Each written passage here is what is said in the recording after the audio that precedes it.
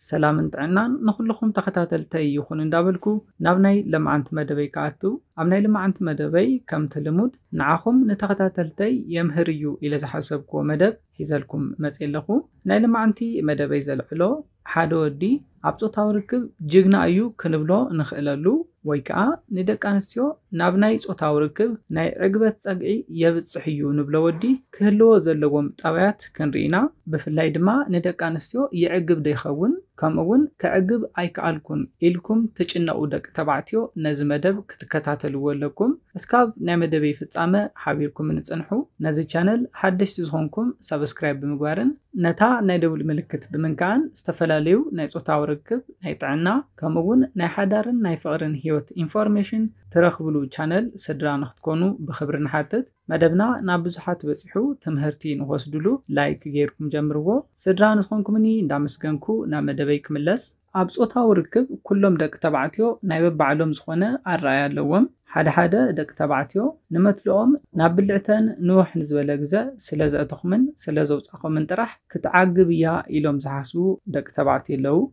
حدا يوم دك تبعتيو دما اب وان صوتاو ركب نوح نزبله غزا نمصنح يحجزنيو إلكم تحسبو مدحانيتات توسديهم حدا دك تبعتيو دما ندك انستيو معقاب اقداس نجر قدم صوتاو ركب زغبر مسعام متحسساي ويكا قدم صوتاو ركب زغبر چواتا فور بلاي نبلو مالتيو تگداس نجر فور بلايو إلهم يمزحسبو ኮይኑ ግና ሓደ ወዲ ንጓልን ስተይቲ ናብ ናይ ጾታው ርክብ ዕግበት ንምብጻሕ ዝጠቕሞ ስቴፕታት ኣለዉ ነዞም ስቴፕ ኢና ድማ ለማዓንቲ ክንርኢ እቲ ቀዳማይ ሓደ ወዲ ኣብ እዋን ጾታው ርክብ ጅግና ንክኸውን ዝሕግዙ ሓሳብ እንታይ እዩ ነታ ጓልን ስተይቲ ንምዕጋብ ጥራሕ ኢልካ ንጾታው ርክብ ክትፍጽሙ የብልኩምን ንደቂ ኣንስትዮ ናብ ናይ ጾታው ርክብ ዕግበት ጸግዒ ምብጻሕ ንደቂ ተባዕትዮ ልዑል ተሕጓስ ይህቦም እዩ ከምኡውን ቅድሚ ሕዚ ጾታው ርክብ ካብ ዝፈጸመትሎም ደቂ ተባዕትዮ ዝበለጹ ኮይኖም ክርከቡ ይደልዩ እዮም ኮይኑ ግና ንጾታው ርክብ ኣብ ተሓስብሉ ግዜ ንዓኣ ንምዕጋብ ጥራሕ ኢልኩም ተሓስቡ እንተኮይንኩም እዚ ድማ ኣብ እዋን ጾታው ርክብ ትገብርዎ ምንቅስቃሳት ንኣብነት ፖዚሽን ምምራጽ ክኸውን ይኽእል ጾታው ርክብ ተፈጽሙሉ ቦታ ምምራጽ ክኸውን ይኽእል ንናይ ጾታው ርክብ ዕግበትኩም እውን በይንኩም ትጽዕሩ እንተኮይንኩም ዋላኳ ብዘለኩም ኣቕሚ ጾታው ርክብ እንተፈጺምኩም ናብ ናይ ጾታው ርክብ ዕግበት ንኽበጽሓ ዘይክትገብሩ ትኽእል ኢኹም ስለዝኾነ ጾታው ርክብ ክትፍጽሙ ኣብ ተሓስብሉ ግዜ ንደቂ ኣንስትዮ ንምዕጋብ ጥራሕ ኢልኩም ክትሓስቡን ክትፍጽሙን የብልኩምን ኣብ እዋን ጾታው ርክብኩም ንዝግበሩ መረጻታት ብሓደ ብማዕረ ኮይንኩም ክትመርጽዎም ኣለኩም ንኣብነት ናይ ጾታው ርክብ ፖዚሽናት ምምራጽ ክኸውን ይኽእል ጾታው ርክብ ትፍጽሙሉ ቦታ ምምራጽ ክኸውን ይኽእል ከምኡውን ንናይ ጾታው ርክብ ስምዒታ ዘለዓሉ ነገራት ንኽትፍጽም እውን ሙሉእ ናጽነት ክትህብውን ኣለኩም ኣመበል ካልኣይ ንሪኦ ብጣዕሚ ኣገዳሲ ዝኾነ ሓሳብ ድማ ሓደ ወዲ ኣብ እዋን ጾታው ርክብ ጅግና ንክኸውን ዝሕግዙ ሓሳብ ድማ ንክሊቶሪ ክፋል ብልዕተን ወይ ከዓ ንጉድበአን ብደንብ ጌርኩም ክትጥቀሙሉ ኣለኩም ጉድበ ንብሎ ኣብ ብልዕተን ላዕለዋይ ክፋል ዝርከብ ሕብጥ ዝበለ ክፋል ብልዕተን እዩ ክሊቶሪ ወይ ከዓ ጉድበ ኣብ ሕድሕድ ደቂ ኣንስትዮ ዝተፈላለየ ክኸውን ይኽእል እዩ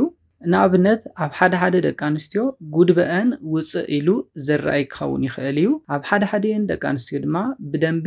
ውፅእ ኢሉ ዘይረአይ ክኸውን ይኽእል እዩ ኮይኑ ግና ሴንሲቲቪቲኡ ተመሳሳሊ እዩ ሓደየን ድማ ብመግረዝቲ ንጉድበአን ዝሰኣና ደቂ ኣንስትዮ ክህልዋ ይኽእላየን ብመግረዝቲ ንጉድበአን ዝሰኣና ደቂ ኣንስትዮ ብደጋዋይ ክፋል ብልዕተን ነፃብዕትኩም ስለዝነኻኽኣኹምን ስለዝሓሰሰኹምን ናብ ናይ ጾታው ርክብ ስምዒት ዘይከኣትዋ ይኽእላየን ኮይኑ ግና ካብዚአን ደቂ ኣንስትዮ ወፃኢ ዘኾና ናብ ልዑል ዝኾነ ናይ ጾታው ርክብ ስምዒት ከተብጽሕወን እንተደሊኹም ንጉድበአን እንዳሓሳሰኹም ናብ ዕግበት ከተብጽሕወን ትኽእል ኢኹም ኢቭን እንዳተሰዓዓምኩም እንዳሃለኹም ነፃብዕትኩም ናብ ታሕቲ ናብ ብልዕተን ብምስዳድ ንጉድበአን ብምሕስሳይ ክልተ ዕግበት ክትህብዎን ትኽእል ኢኹም ኣብዚ ግዜ ዝተፈላለዩ ስምዒታት ከሪኣ ይኽእላየን ንኣብነት ሰውነተን ዘይምቁፅጻር ካብ ሕቆአን ሓፍ ናይ ምባል ክፋላት ሰውነተን ንኽንከአለን ናይ ምድላይ ምልክታት የርአየን ስለዝኾነ ነዚ ቦታ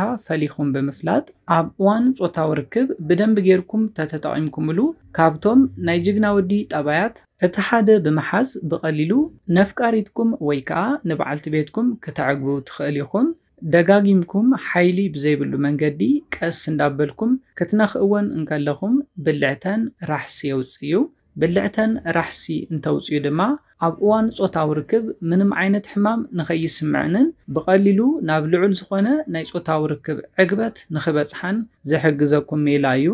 ኣብ መበል ሳልሳይ ንሪኦ ካብቶም ናይ ጅግና ወዲ ጠባያት ዝኾነ ድማ እታ ጓል ኣንስተይቲ እንታይ ከም ትደሊ ፈሊኹም ምፍላጥ እዩ። ኣብዝሓ ደቂ ተባዕትዮ ንመትለኹም ናብ ብልዕተን ብዝደለኹሞ ናይ ጾታዊ ርክብ ናይ ፖዚሽን ዓይነት እንተውፂኹማ ተዓግብ ዝመስለኩም ኣለኹም ኢኹም። ኮይኑ ግና ኣብ እዋን ጾታዊ ርክብ እንታይ ከም ዝደልያ እንተዘይፈሊጥኩም ኢቭን ንሓደ ሰዓት ዋላ ኣብ ጾታዊ ርክብ እንተጸናሕኹም ዘይከዓግባ ይኽእላ እየን። ስለዝኾነ እንታይ ከም ትደሊ ናይ ጾታዊ ርክብ ፖዚሽን ክኸውን ይኽእል፣ ጾታዊ ርክብ ተፈጽሙሉ ቦታ ምምራጽ ክኸውን ይኽእል። ኮታስ ኣብ እዋን ጾታዊ ርክብኩም ከተማሒሾ ዘለካ ነገራት ብምሕታት ኣዕጋባይ ናይ ጾታዊ ርክብ ንኽትፍጽሙ ክትገብር ኣለካ።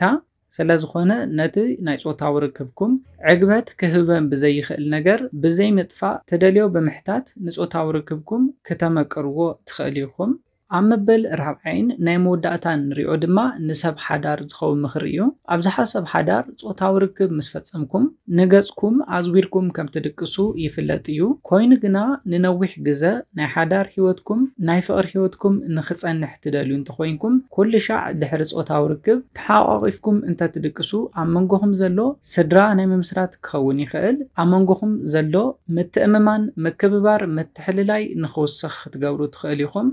ክንደየናይ ከም ትፈትውን ዘመላኽተልኩም ስለ ዝኾነ እዩ። ጾታዊ ርክብ ምስ ፈጸምኩም ገጽኩም ለዊጥኩም ክትድቅሱ የብልኩምን። እዘን 4 ናይ ጅግና ወዲ ጠባያት ብምሓዝ ኣዕጋባይ ተናፋቒ ናይ ጾታዊ ርክብ ንኽህልወኩም ክትገብሩ ትኽእል ኢኹም። ናይ ጾታዊ ርክብ ህይወትኩም ኣዕጋባይ እንተኾይኑ ድማ ናይ ፍቕርን ናይ ሓዳር ህይወትኩምን ምክብባር ሓልዮት ዝመልኦ ንኽኸውን ክትገብሩ ትኽእል ኢኹም። ነዚለ ናይ ለማዓንቲ መደበይ በዚ ክሳዝም ካብ ናይ ለማዓንቲ መደበይ ዝኾነ ሓድሽ ነገር ከም ዝሓስኩም ተስፋ ይገብር። ነዚ ቻነል ሓደሽቲ ዝኾንኩም ሳብስክራይብ ብምግባርን ነታ ናይ ደውል ምልክት ብምንካኣን ከተተባብዑናን ስድራ ክትኮኑናን ብኽብሪ ንሓትት። መደብና ናብ ብዙሓት በፂሑ ትምህርቲ ንኽወስድሉ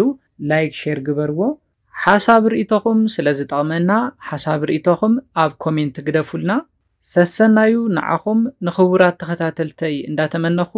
ብኻሊእ መደብ ብኻሊእ ሓሳብ እስካብ ንራኸብ ሰላምን ጥዕናን ንኹላትና ይኣነየለይ።